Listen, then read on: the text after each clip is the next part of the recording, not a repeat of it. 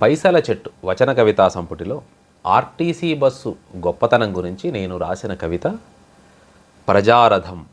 యాంత్రిక జీవనములో ప్రజా సమూహాన్ని ఆత్మీయంగా హత్తుకునే యంత్రరాజం,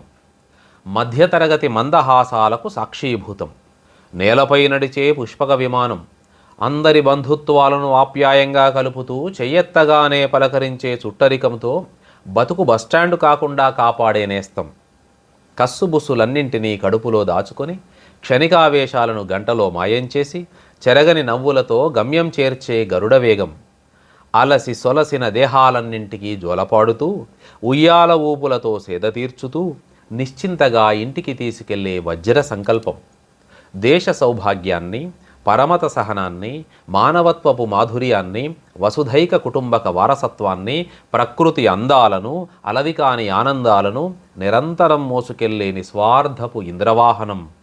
కరిగిపోతున్న కాలచక్రములో తరిగిపోతున్న బతుకు చక్రాల ప్రభతో త్యాగమే జీవితమైన శకటధేనువు, జీవితకాలములో ప్రతి ఒక్కరిని ఆదుకున్న ఆపద్బంధువు, పల్లె వెలుగు ప్రజారథం, పెరుగుతున్న మోటారు కార్ల కాలుష్యపు కోరల్లో మసగబారుతున్న పల్లె వెలుగులు, పైకి డీలక్స్ మెరుగుల్ని ప్రదర్శిస్తున్న రగులుతున్న డీజిల్ మంటల్లాంటి కష్టాలను పుక్కిట పట్టి గంభీరంగా రోడ్డుపై నడుస్తుంది. బస్సు ప్రయాణం అంటే బాల్యమిత్రుణ్ణి కలుసుకున్నట్టు, అమ్మమ్మ గారింట్లో ఆట ఆడుకున్నట్టు, కన్న తండ్రి భుజాలపై కూర్చున్నట్టు, సామాజిక బాధ్యతను సంచిలో మోసుకెళ్ళినట్టు, దేశ సమైక్యతను టిక్కెట్టుతో కొనుక్కున్నట్టు. మిత్రమా, నువ్వెక్కదలుచుకున్న బస్సు కాకూడదెప్పుడూ ఒక జీవితకాలం మిస్సు.